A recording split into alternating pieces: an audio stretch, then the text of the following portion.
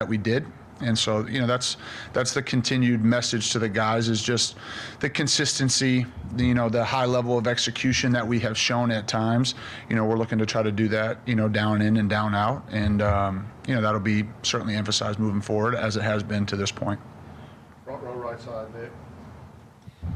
Yeah, when the offensive line is protecting better, is blocking better, how does that change things for you as an offensive coordinator, as a play caller, what you can do? Well, I think it always starts up front. I think being able to control the line of scrimmage certainly allows you to do more things. You stay in better down and distance situations. And so, to say that that's not important, I think it certainly is. And our ability to block, I think is the foundation of every good offense. It's, a fundamental that it's very hard to be productive on offense if you don't block well. And that's not just, the offensive line. It involves everybody, the tight ends, the perimeter, the running backs. You want to definitely be a unit that, is a very well blocking team and a blocking unit. And, it opens up run game, pass game, inside, outside, you name it. The key is that you block well, and so it starts up front. Obviously, it's the most guys; they're the closest to the ball, but the other positions got to do their part too. And I thought that certainly showed. You mentioned K-Law. I thought K-Law blocked phenomenally on the perimeter. He did an outstanding job, and there were other guys as well. I thought E-Man had some really great blocks on the perimeter. I thought our running backs in blitz pickup did a real nice job, and so the tight ends, I felt did a real nice job in the C and D gap. Multiple guys, and so I think all of us, to have the type of offense that we feel like we're capable of having, we have to be really good fundamentally and good blocking unit. Go to the far left, Colin. Obviously, he's been drinking through kind of a fire hose over the fall camp, 3 games. But Ryan Williams, how have you seen him, I guess, improve and kind of adjust to the levels of college football over his 3 games? And where have you seen the most improvement on the field from him? Just probably knowledge, just understanding of scheme, ability to play multiple positions, and that'll continue to grow. That's always a challenge for a young player, particularly on the perimeter, is, you try to teach them the offense through the lens of one position just to try to get their feet underneath them. And then as they continue to understand big picture concepts, then you can move them around and they can play multiple positions. But I would say from the very beginning, Ryan's been an incredibly committed football player, one that wants to know, cares about knowing his job and where to line up and what's the split and what's the route detail. In all areas. And I think Coach Shep and the rest of the coaches in that room have done a great job with him. But certainly for all players, they deserve the most credit. Ryan for being committed and wanting to learn and being able to play multiple positions in different spots, inside, outside, et cetera. It's not the easiest thing to do for a young player, and he's done a nice job with that to this point. Emily Grace in the middle of the room. Hey, Coach, what is your approach to a bye week and keeping your players engaged? Well, I think we focus on the things that we need to improve on, and I think there's plenty, and so that's what, that's going to show up each and every week where you have good moments and then things that you got to improve on. And so I don't think, this group is one that's focused, that's hungry, that cares a whole bunch, that loves football. And so I'm not concerned about the engagement of the group. I would expect them to be fully we use the word intentional, in a week like this, is whether it's your rest, your recovery, your preparation, fundamentals, whatever it may be. Each player might be a little bit different. Each player, can best maximize this week a little bit different. And so I think the challenge to them is to be intentional with that, with whatever area that they need to improve on. Back left, Steven. Coach, could you talk about just the comfort level that Jeremy Bernard brings to Jalen Milroe and the whole wide receiver room, especially on the touchdown late in the first half? Yeah, I think, that play, probably the best word to describe it would be trust. I think Jerm ran a great route. It's sometimes on those type of plays, it's very easy to get hung up on the top of the route. And he did a great job of running through contact and separating at the end. And then having the awareness of where he was located on the field to make the catch, get his feet in bounds. And then certainly on Jalen's, side of it, to trust him to be at a spot and throw with anticipation to that. And so that's a credit to both of those guys. And certainly, specifically with Jerm, just super consistent, steady, very talented, very good football player. But his demeanor, his disposition, his preparation, he's the same guy every day, and he always shows up ready to work. And we're real excited about Jerm and thankful that he's here. Go back to the middle of the room. Kirk, you have a question? Coach, in a game where you get to play a lot of players, can you talk about some backups that did their job? I thought, the young group that went in there, I thought there was bright moments by, several guys. Caleb Odom had some catches. Rico Scott had some catches. I thought the offensive line did a nice job. Daniel Hill running the ball. And so I thought, collectively they were able to get some first downs. They weren't able to finish the drive like we would like, but and I thought Ty Simpson was in control. That's the second time Ty's been in the game. And I thought in both cases he's had poise. Ty had to go in earlier in the game when Jalen's helmet popped off, and we ran the ball, but Ty was ready to go. And so I think every experience for a young player, whether it's their first year, second year, third year, every time you get to play, in the game, I think is helpful. And I thought those guys, by and large, it wasn't perfect. There's still areas to improve on, but they knew what they were doing. I thought they communicated at a high level, and they were able to execute some base plays for us. Go to the left side here, Alex. Hey, I'm just curious how you think about design quarterback runs while acknowledging the importance of keeping your starting quarterback healthy over a long season. Well, I think there's the balance there, right? Is when do you utilize them? Where's the ball potentially being ran? I typically, just the location of the run, and what's the risk reward and what's the situation. Quarterbacks, you have the ball in your hand, you get hit hard in the pocket too, and so you're mindful of that. You certainly want the health of your players to that's important to you, and specifically at the quarterback position. And you also recognize it's a contact sport, and that's part of the game. And so we factor that in certainly when we're designing the game plan and when to call certain plays and how that plays out in the game. Sometimes it's week to week, sometimes it's based on your opponent. But I think what we're always trying to do offensively is utilize our players, put them in the best position to be successful. And so that's what we're focused on. Katie? Y'all had talked before the season about the right tackle battle was going to go into the season, and then obviously you had some health issues to start the year. We saw in the third quarter of this game, Wilkin and Gino come in for a few series with the first team. What was kind of the reasoning behind that? Was that to get them some opportunities with the first team, or fresh legs, or what? I think because they earned it, and I think that's really our approach. Is we're going to play the players that deserve to play and that have earned it throughout the week of preparation, and not just just day to day, but also what they've done, over the course of spring practice and fall camp. And I think both those guys, Gino and Wilkin, have earned the opportunity to play in the game because of what they've done in practice. And so that'll continue to be the case moving forward, whether it's at the offensive line position, the tight ends, running backs, receivers. We're going to continue to give guys opportunities to play in the game that have earned it in practice. And that's the message to them. And so practice is important. How you perform and play on a Tuesday, on a Wednesday matters, and it gives coaches confidence to put you in the game. And we want to play as many players as we can because of the duration of the season, and we talk about the health of players and the depth that is required to get through the season that we're looking at. And so those guys earned it, and they deserved an opportunity to play in the game. Let's finish up with Travion, left side. Hey, Coach. The SEC pointed out that Jalen Milroe was tied for the most TDs by SEC player in the first 3 games over the last 20 seasons. And that's just a testament to his versatility in both through the air and through the ground. Can you just talk about how he's been able just to be decisive in both areas as a passer and as a runner through the first 3 games, and what you're looking for him just to grow through as the season progresses, going into the bye week and going into conference play as well? Yeah, I think, certainly a credit to Jalen, but I also would credit the players around him that have done a nice job, and I know he would do the same.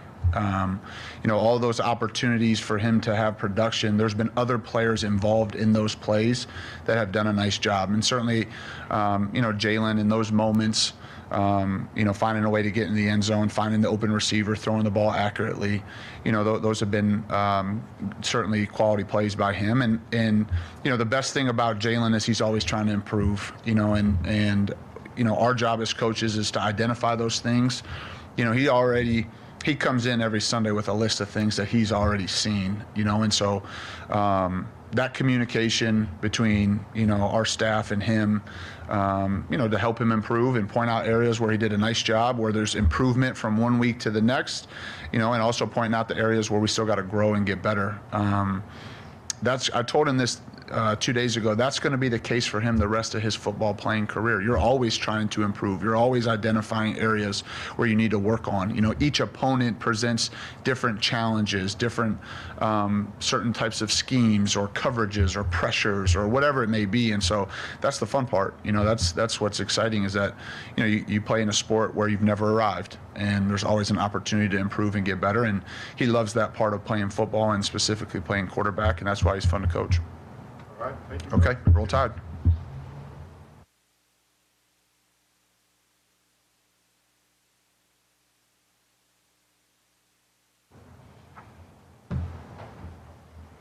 All right, Coach Womack. Hey, gang. With his opening statement, and we'll have questions.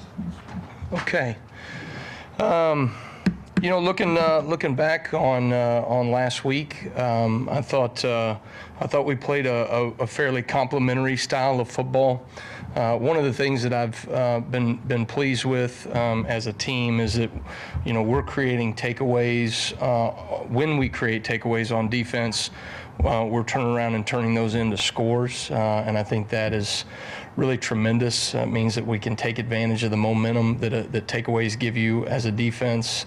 I think our players are continuing to focus on creating takeaways as a defense. I thought we took a huge step forward this past week. It showed up in some way. We were able to create 2 forced fumbles in the game, but we had what we call 13, really takeaway opportunities or takeaway attempts, where we got hands on the ball, whether it was a pass breakup, whether it was breaking on a potential interception that we just didn't come up with.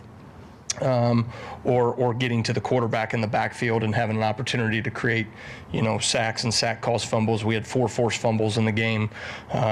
Just the ball only bounced our way twice. You had twice, the ball went directly to one of their guys. But what I encouraged our players is we harp on those things during the week, and it showed up on game day that they are attempting to take the ball away from people. And so very proud of our guys in that regard. I thought from a situational standpoint on third down, the numbers look like we were dominant. I didn't think we were as dominant as we were capable of from a third down standpoint. I think we gave too many yards to them that allowed them to feel like they put them in from an analytic standpoint, what we call go scenarios, where they were able to go for it on fourth down, and they were able to convert 3 of those 4 fourth down attempts, and we had some mistakes from a fundamental standpoint or from a schematic standpoint. We did not execute well enough on those fourth down scenarios. Obviously got one stop early, which was really good. But I thought that we missed some opportunities as a third down defense, and it's something that we've got to work to improve on. We are certainly aggressive on the outside and coverage right now. I think our guys are doing a really good job. In the last 2 games, we've had over 100 snaps of man coverage.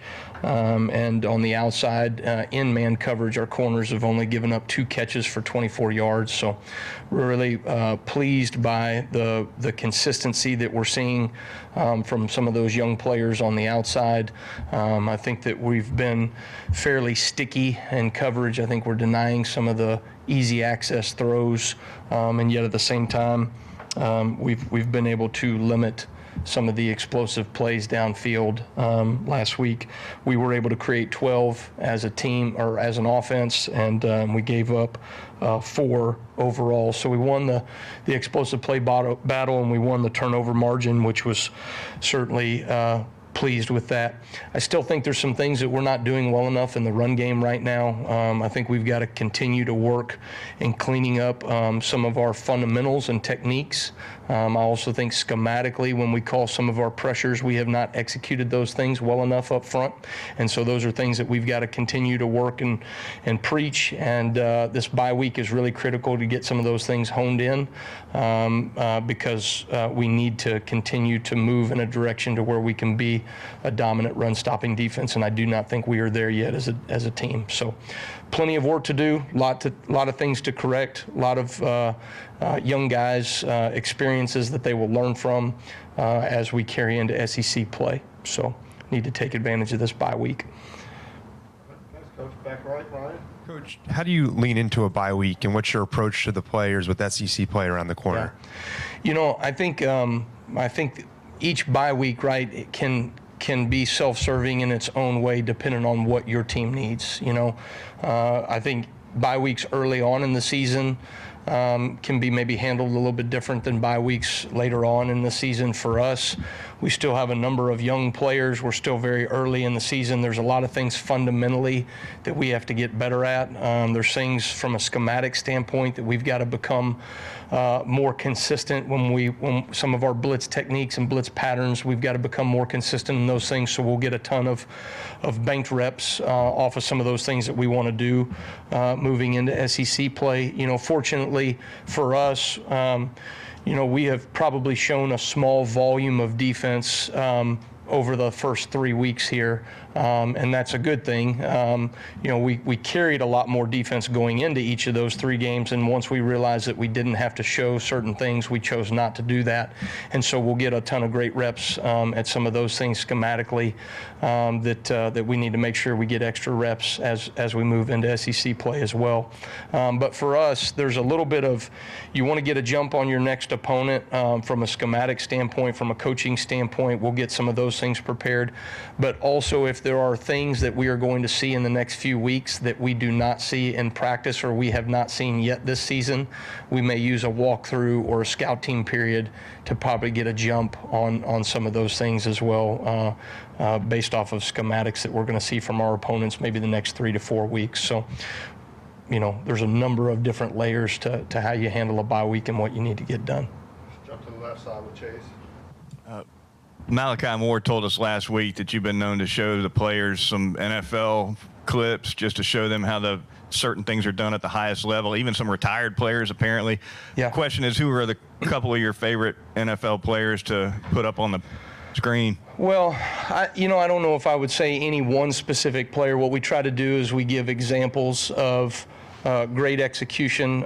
We are very much an NFL-driven system from a schematic standpoint. You look at the top, really 3 coverages in the NFL in 2023, and you look at what we're doing primarily, those things match up. And so there's a lot of us being able to say same as, right, when Fred Warner for the 49ers, right, plays this zone coverage, this is what it looks like, and this is how we do it. And so we try to show those guys, great examples of, be it fundamentals or schematics, or what we call Bama fundamentals, which, for us is effort and finish, hard shoulder tackling, violent hands, and creating takeaways. And so I will give them examples of Bama fundamentals through the NFL, week in and week out, and we'll show them great examples of wherever we find it, whether it be in college or, the NFL, or if I need to pull out some of my old tapes, you know what I mean, just show them how it's really supposed to look,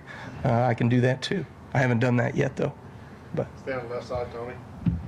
Q's averaging a sack, I think, every 10 pass rushing attempts. Just what is he able to do? Or I guess, how have you seen him kind of come off the bench and provide that instant impact and without getting a ton of snaps throughout the game? Yeah, that's a stat right there, to be able to create production for our defense and to be able to create some havoc. Q has really stepped up in some big moments in games. I think people that can take the ball away from a defensive standpoint, if you look at anybody in major college football, you look at anybody in the NFL, we had Vance Joseph came in and spoke in our coaching clinic back in the springtime, and we brought him in and talked to him. They put such a premium and value within their organization on defensive players that can take the ball away, right? And so for him to be able to do that at the level that he's done over the first 3 games is certainly impressive. His level of commitment to this team, to his teammates, to working for the standard every single day. It's great to see people that do things at such a high level and meet the standard day in and day out at practice be rewarded on game day. So very proud of him. Jump over the right side, Nick. Yeah, you talked about showing a small volume of defense through the first 3 weeks. What is that like in terms of you deciding in the moment to, okay, let's not show this yet? Like, what is that kind of mental aspect for you like? Yeah, it's there's a little bit of a challenge to that, right? You certainly want to make sure that you have everything prepared and the bullets that you're going to need in order to execute at a high level in the game.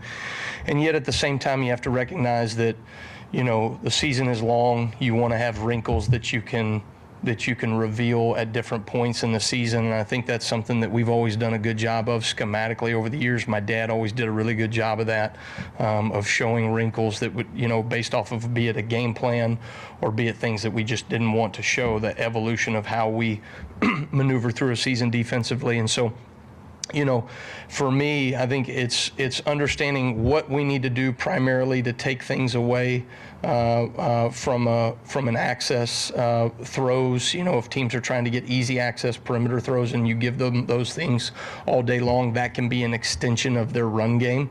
And so you want to essentially find ways to establish stopping the run. Well, the run is also the RPO perimeter throws as well nowadays, right? And so finding ways to do those things, and then what complements can we give, be it, hey, we want to protect our corners a little bit. We don't want them to be in man coverage, so we're going to play a little cover 2. We're going to play a little cover 3. We're going to do some things to mix those things up. And then you certainly have your situational change-ups, third down, red zone, some things from a different perspective. But I can't say there's an exact science to it. There's a bit of an art to it. But it's conversations that we have series by series as a defense based off of what we want to run and what we want to be able to show going into that next series of plays. Back left, Steven. You highlighted him in fall camp, Coach, but against Wisconsin, what excited you the most about seeing LT Overton just take over that game up front? Yeah, I think when you go back and you watch the tape, it's impressive to see how dominant LT was in that game. He continues to show up. He's a tremendous on-body rusher, as I've talked about, first and second down transition pass rush. Does a really great job in that regard. Very physical at the point of attack. There was a play where they tried to run a power concept when they were kind of backed up in their territory, and they ran power at him, and he really was dominating on 2 different blocks. He at the point of attack off of a tight end, and then somebody coming back across to be able to kick him out, and he kind of knocks that guy out too, and then makes the play in the backfield. So he just continues to show up from a level of physicality. He plays with a tremendous high motor, and he is very efficient and effective in terms of what we're doing schematically right now. So very pleased with LT, and excited to see what he will continue to grow and produce in our defense. Emily Gray's middle of the room there. Coach, last week you spoke about the lack of turnovers and takeaways you were disappointed in. This week there was an uptick in that. What do you feel like clicked between last week and this week to allow for that success? Well, I think good coaches get what they emphasize in practice, and if you have your player's ear, if you're able to communicate in a way that they can grasp and latch on to what you're saying, those things should show up in practice, and then those practice habits show up on game day. And I think our players did a really tremendous job. It's something that the players needed to understand. It was not acceptable, right, to not create takeaways, to not get the ball out. That's who we are as a defense. It's what we preach. It's one of our Bama fundamentals. It's an identity of who we are as a swarm D.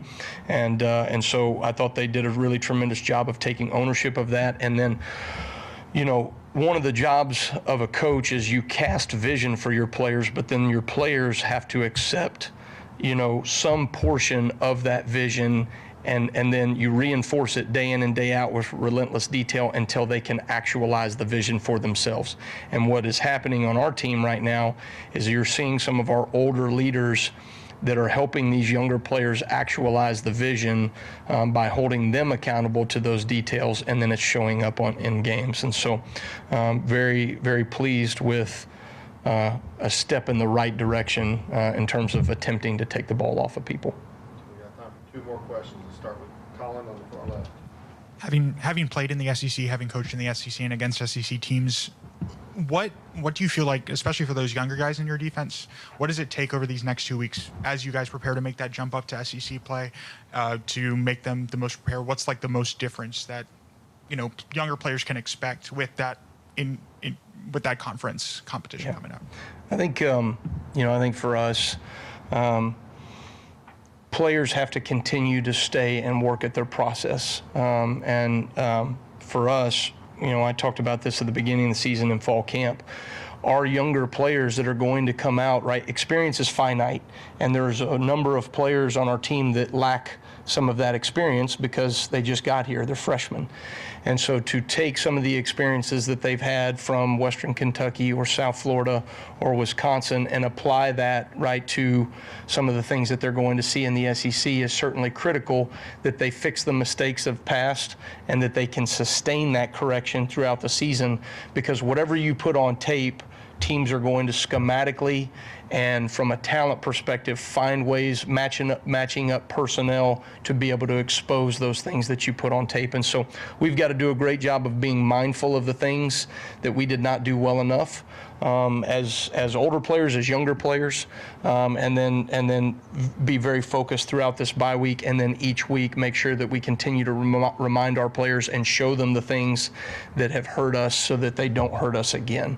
And that's something that I spend a lot of time during the week of preparation on what we call self-scouting, right, where we scout ourselves, our own look, what hurt us, what did we get hit on, what are teams going to be able to see, so that I can anticipate how I'm going to be attacked, from one week opponent to another week opponent. And that's varying and differing in the SEC from one week to another, but that's part of what a coordinator does, right, is you find ways to anticipate based off of your self-scout and who they are as an offense to protect your players, so that they can go execute at a high level, and we certainly got to do that.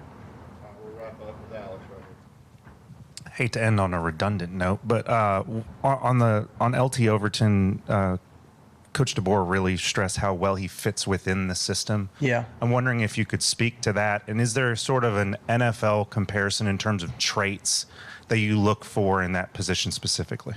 Well, the field defensive end is a very critical position, for us. When you play a 3-4 nickel 4-2-5 scheme, you really runs to the field. It's important that you have somebody that is a presence, right, when they want to build a three-man surface, meaning that they want to have a tight end blocking scheme to the field side, being able to, really dominate those one-on-one matchups on a tight end, to make it hard to run in that C-B gap area to the field as well. And then their ability to transition pass rush, right? You have to have guys that are physical enough in the run, but on first and second down, before we can get maybe another personnel, a rush personnel group out there on the field that can transition pass rush. And that's why I talk about LT being such a great on-body rusher. He does a really great job of transitioning from a run fit to a pass responsibility. I don't know if you saw how I did that right there, but doesn't look as good as LT. But just to be able to transition pass rush and his ability to create havoc in the backfield on first and second down, I think is really important for us as a defense structurally. But even when you look at teams in the NFL, it's really the same matchup. And there's a fine line of playing the run fit and then stopping the run on the way to the pass, and I think we're doing a really good job with both LT and Jamarian Latham from that field bandit position. All right, thank you, Coach. Okay, thanks guys. Roll Tide.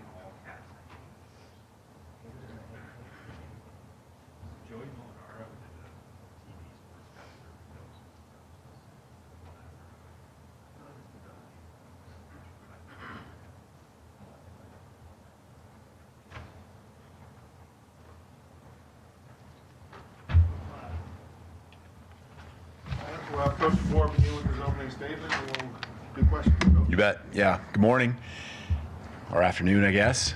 All right. Appreciate you all being here, and it was a good weekend for us. Everything's a first, right? Going on the road was our first time together with our staff, and thought the guys did a nice job. I was happy, obviously, with the outcome, but also just the process and everything leading up to it, and how the weekend went. So I thought they had a great balance of high energy, passion, emotion, but not being over emotional, and having a business-like mindset, and going and just knowing that it was going to be you versus a great crowd there, and thought we did a nice job, just staying the course and made the plays, got the momentum on our side, especially there in the second quarter. The end of the half especially was a big deal, and I preach to the guys, keep playing, keep believing, and things will come your way. We're athletic enough, we got playmakers, and that's exactly what happened. Getting the stop, getting the field goal attempt, and flipping that around in 36 seconds or whatever it was, and getting some points and then doing it again. I thought that was a big piece of what we preach each and every day, and it happened. So some things I know you heard from the coordinators, but I think not having the special teams coordinator up here, I think one highlight also is just how James Burnham's been doing kicking the football. He's a game changer. He can flip the field really on any kick. We saw that again on Saturday, and just proud of the way he goes about it. He's just quiet, but man, when he hits the ball, it makes some noise, and I mean that in a lot of ways. And so it's fun seeing him do his thing at a high level. So I thought, as far as how we handled the environment and the noise, thought the offense did a nice job, did a great job in the week of preparation. Felt like they were ready for whatever was thrown at them, I think the coordinators probably talked about some of the turnovers and takeaways, and how we were better there. Thought we were better on third down, solid in the red zone again. So a lot of those main things showed up. We were taking the next step, I think, this last week in from where we were at against South Florida. So always things from an execution standpoint to improve on, areas where a bye week is important to continue to address, continue to build our depth, develop guys that we know we're going to need throughout the rest of the season.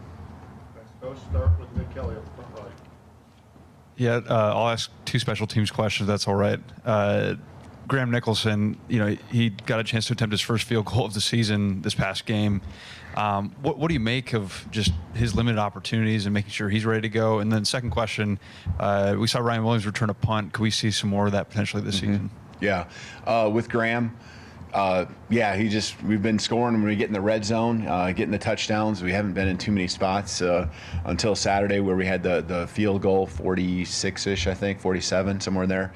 I think he hit it good. I think in pregame we felt like maybe there was a little bit of a breeze coming right to left, probably over-calculated that, and it wasn't something where I felt like, and where I know we all feel like he mishit it or anything. We just got to do a better job of understanding, the direction or how much it's going to influence the kick. So, yeah, and that's part of being a kicker, right? Pregame, during the game, towards the end, it's going to change, and so each side of the field changes. I know he expects himself to make that. We expect him to make it. He's been solid all fall camp. In regards to Ryan, with the injury to Cole Adams, that was one guy taken off of that area, and our depth, and so Bach's been back there doing a good job with his opportunities, and we need to continue to build that. And just getting Ryan one rep out there, I thought was good. He did a nice job. Looked very comfortable back there. There's some other guys, Jeremy Bernard could do that as well. He's been working on it, not just this year, but in the past. And so we just want to make sure guys continue to get that one rep, feel comfortable, And there's always little things that pop up that guys can learn from, and there were some learning opportunities even with Bach, just staying away from the football on one of the punts that was rolling. We got to do a better job there staying away. So everything is, again, new experience, especially for some of these younger guys, freshmen like Ryan and Bach, but they've done a really nice job so far. On the right side with Charlie. Yeah, hey, Coach. Did you have any reaction or say anything to guys like Jeremy or any of the other players for what they said after the game about jump arounds? Yeah, I didn't realize until yesterday, and actually Jerm did come in and he owned it. I didn't even bring it up to him. I didn't even know it happened until yesterday. Just, he's a first-class guy, and, the emotions and the excitement of the game and all that. Unfortunately, you sometimes say things you get asked to comment on, and he actually wanted to say something to the team. Just we want to be first class, and we slipped up a little bit there, and he addressed the team yesterday in our team meeting, and everyone knows who Germ is, and respect the heck out of him. So something like that is something. There was a great atmosphere. I really, Wisconsin, the environment there was great. I think our guys enjoyed that transition there in between the third and the fourth quarter just as much as anyone. So, nothing but respect for what the environment was and who they are as a program. Far left, Chase. Coach, how much did Jalen Milroe change protections pre-snap against Wisconsin, and where is he at in that part of developing his game? Yep, good question.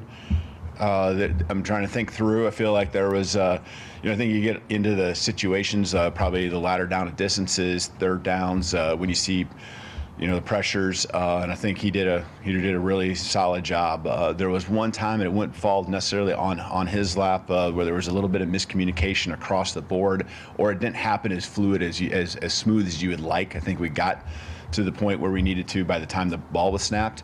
But just everyone being on the same page. And that's not just the offensive line and him, that's everyone, and so we could have done a better job across the board. But in regards to Jalen, we are continuing to ask more and more of him as he gets more comfortable with what we do. And we know that is going to need to be the case, where he has full reign right now. He knows what the expectations are and what we really prefer him to be doing with the checks, and he's been really solid, and that's going to be important for us going into SEC play. We know that for sure. Up the middle of the room here, Mike. How have you seen Justice contribute to the offense even in games where he's not getting a ton of carries like this one? Who? Oh, Justice Haynes, yeah. Right off the bat, getting him the ball, he can do a lot of things. Catching the ball, ran through a tackle right off the bat, set the tone there. Some of the carries where he'd have been involved ended up being throws, RPO plays, run, keeps by the quarterback. And so all of a sudden you get to the middle of the third quarter and you hit another explosive there at the beginning of the fourth. And we're pulling all our guys, and I know we need him to be really a very productive guy for us. And I thought when he was out there, he was exactly that. We trust and believe in him like no other. The guy works his tail off every single day. He's fun to coach. He's great in protection. He's out in the routes. He's obviously a huge threat when he's got the ball in his hands. And so. Just sometimes the flow of the game and the rotation we have, the ball didn't end up in his hands as much, but the ball will continue to find him because I know Jalen believes in him, our coaching staff believes in him, and so, you try to be intentional on some of that stuff, and sometimes it just doesn't go exactly how you planned as far as who gets the touches and so forth. Left side, front row, Tony. You have a great record in these marquee kind of matchups, and you got one coming up. Just what would you attribute to your success in these kind of games, and then how do you approach it with kind of a 2-week window right now? Yeah, I mean, great players, great coaching staff around you is always what makes it all go. People who are comfortable, being alongside with you in these big games and these big, getting SEC play. They're all going to be big, and so The players make plays, and it's our job to just continue to put them in the best spot, help them continue to gain confidence, remind them that the preparation is what's going to lead to their success, and just a belief in what we do, how we do it. That's to me football. That's how you're successful in anything, and so that's what we'll do here with the bye week. Use a couple days here to just relax as far as like kind of decompress a little bit. 7 weeks now these guys have been going. I know it's only 3 games in the season, but they've been going for 7 weeks as of tomorrow when it comes to practices, and this little time here where they can take care of some school and kind of get caught up or just make sure they're on pace and working ahead even in those areas that are away from football, and knock that out so they can do what they love and not have any distractions. Thursday, Friday, we'll get back on the practice field, and Wednesday, we'll do some things as well. So, these guys need, the physical break as well. I think we're in an okay spot, when it comes to health, but you can always be better, and that's what a bye week gives you. In front row here, Joe. Coach, going back to Jalen, the first touchdown pass to Ryan Williams, it looked like the exact same play as the miss in the first drive to Emmanuel Henderson. Mm-hmm. How indicative is that redo of Jalen Milroe's kind of growth this year out of what you've seen? Yeah, and in both of them, I thought he felt comfortable. He looked comfortable, I think, throughout the game because of our offensive line. It starts up front with the protection. And, I think he felt that he did a good job really reading the coverage, seeing where the safety help might be, and, really hit it in rhythm. A little tighter coverage on the first one to E-Man, but, Ryan had a step, and, that was the difference. But I think even just, kind of looking at the trajectory of the ball, and having to throw it a little flatter so that the help couldn't get there in time, but also not making it too flat to where you had a little room for error. I thought it was just a great throw. Hit him in stride. Ryan did his thing, secured it, and it was really fun, especially on a third down and long, 3rd and 7, 3rd and 8. So huge point in the game there for us to get the ball in the end zone, and not just be something that's a 3 or 4 yard game, but a 30 plus yard explosive. Back left, Steven. You mentioned Burn, Coach, at the start, but what does it do for your defense to have a guy that can consistently put the opponent in a rough position every time? Yeah, I thought about just even that sequence. I believe we forced a punt right after that, or it was a takeaway maybe, and just how the field flipped just with a few plays there. And James does that for you. As long as we give him what we need, from a protection standpoint, you're going to get a good snap with Nealon. He's rock solid, and James puts everything into it, all his energy and power into that kick, and technically he's just so sound and so consistent. So he's been that way all fall camp, and we got a lot of trust in him, and it's something our whole team, when he goes out there, they believe in him, and so it's a weapon to have. And as you said, it flips the script, and now the defense, with a little more field space to work with, can set the tone, especially when you get into those backed up situations. I think 3 times inside the 20-yard line is what James did as far as backing them up. So huge weapon for us. Back right side of the room. Coach, I know you talked about it earlier, but going into a bye week, how do you approach an early bye week, and what are some of the things you want to see going into it with SEC play, obviously, next week?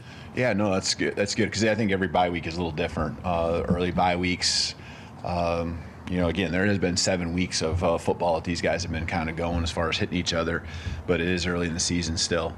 For us, we'll take a few of these days here, like I said, just to let the coaching staff start working ahead on the schematics, game plan. There's obviously some recruiting. There's other parts of the program there the coaches focus their attention as well. But then from a player standpoint, just trying to get them, a little bit of a mental break here for a second. It's only a couple days, but let them be students here for a few days as well, just not just the athletic part. So later on, you kind of adapt, even not just when you practice, but how long you practice. But we'll have some really good, solid practices here at the latter part of the week, Thursday, Friday, Sunday. Gives us a jump on the next game with Georgia. Emily Grace, right in the middle there. Coach, you touched on it in your open about the decision to be so aggressive in the last 36 seconds of the first half. Can you elaborate more on that and what you and Coach Sheridan saw that led to that decision? We had, 36 seconds. You got a field goal kicker you believe in, and I think 3 timeouts, if I remember right. So you got a lot working for you. We get any type of gain at all, and we're in bounce. We're gonna use the timeout there and see if we can get a first down or 2. And the guys just went out and made a play.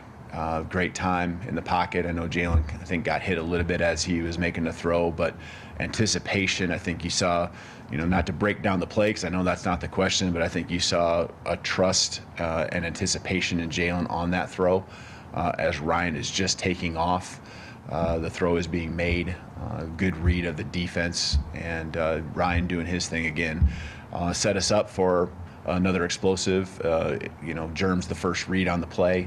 There's other guys that I think were coming into windows that we could have hit as well.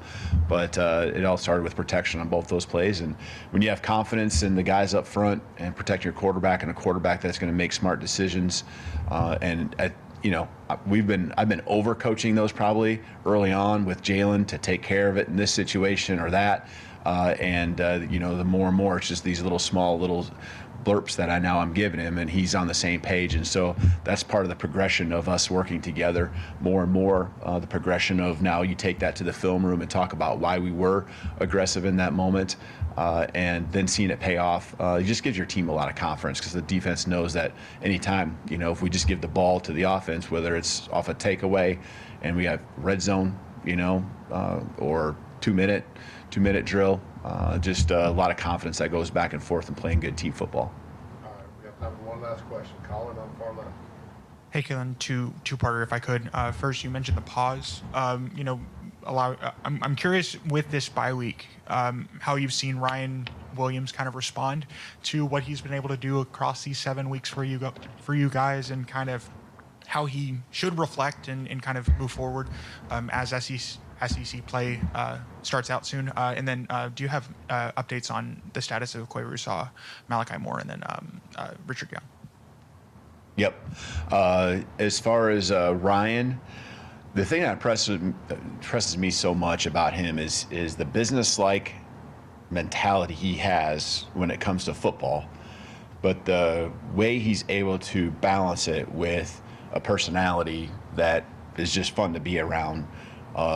Loose when you have that time to be loose.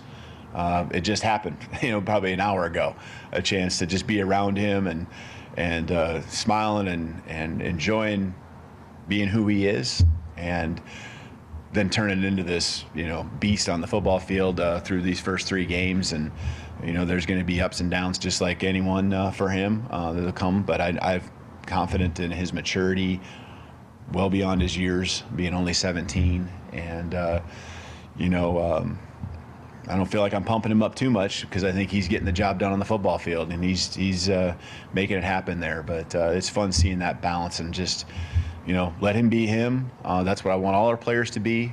But he's a joy to be around, because when he gets on the football field, when he's in the weight room, man, there's a lot of focus. And, I know he prioritizes things, even like sleep. He's just really locked in on what needs to be done for him to be the best he can be. As far as injuries, Cole, again, this is a good time with the bye week. I would expect that here as we get to the latter part of the week, he's continuing to move forward. We can kind of see where he is. We won't push him too hard here. The end of the week with physicality and things like that, make him vulnerable. But I think, it's positive steps that we're seeing. Quay, with the evaluation of him, I think, again, the bye week's huge. I think he probably later in the week will, be able to do some things for us, and we'll certainly be careful with him. We don't want to have any setbacks, but I would feel like it's, a positive progression for him already here just in the last couple days. and who's the third one? Yeah, 4 of them. Malachi, he got obviously a hit to the head, blow to the head.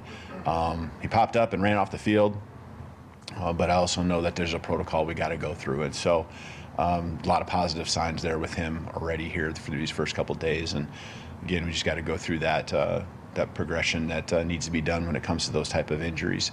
And Richard, I'm not sure on Richard a little bit. I think his, kind of got to continue to evaluate here, and can probably have some follow-up here maybe towards the end of the week. All right, thank you. Awesome. Thank you. Roll Tide.